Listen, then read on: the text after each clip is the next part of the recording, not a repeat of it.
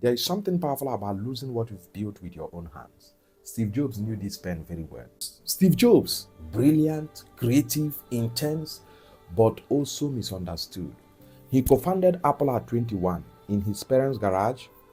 No fancy office, no investors begging to join, only a vision that one day computers would not just sit in laboratories but in the pocket of people. By 30, he was fired from the same company he built. Imagine that, being fired from your own dream. I want you to think about that for a moment. Betting your own dream, nurturing it, watching it grow, then being told you are no longer needed. There is something powerful about losing what you've built with your own hands. Steve Jobs knew this pen very well.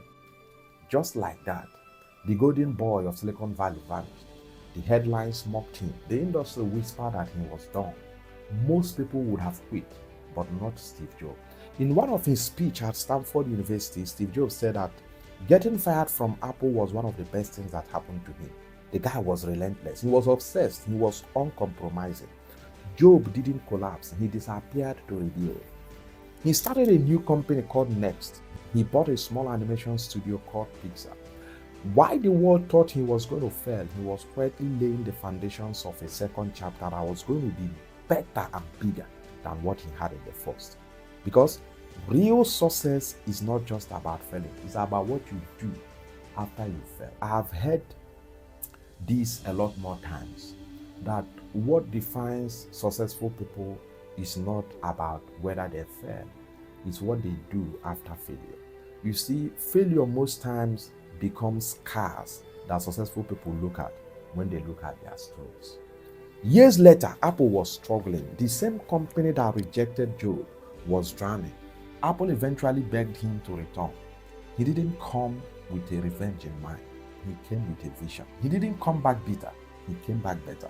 He reimagined everything: the design, the simplicity, the emotions, and the experience. And today, from that comeback came forth what we call the iPod, the iPad, and the iPhone.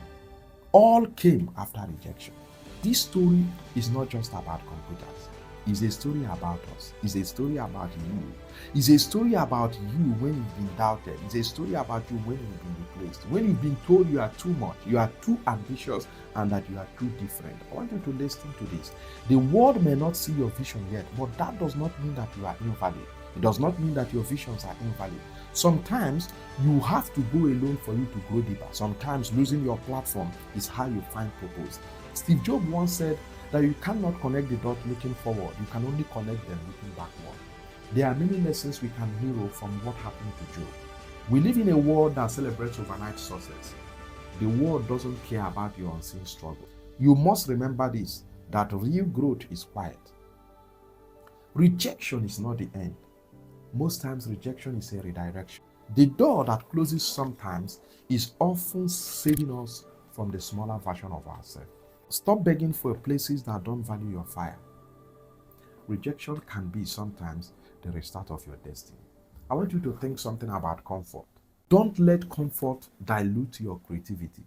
Job rebuilt because he refused to be comfortable. Most people never evolve because they fear starting over. You see, most times reinvention carries new power. I want you to protect your vision, even when it is invincible to others. Of course, nobody has seen it until it begins to manifest. You may be building something big, something very big, but no one will clap for you yet until it becomes profitable. People only applaud things when they start seeing the result. And four, I want you to build things that outlive you. In a world that is constantly chasing relevance, I want you to look at legacy. I want you to reimagine legacy. Think about things, think about product, think about life, think about movement, think about things that you can do that will outlive you, that will stay the test of time. Even when you are gone, we would remember you because of that. There is an Anglican hymn that sings like this: only be remembered by what you have done. That song we only sing it during burial events, during funeral services. That song is only sung, I only hear that song, that hymns, whenever they are during burial events or funeral services. That's when you start hearing only be remembered by what you have done. And you see people tell the tales of the person that you didn't bury while he was alive. The world should remember you for something unique and for something different. Only be remembered by what you have done. Thank you.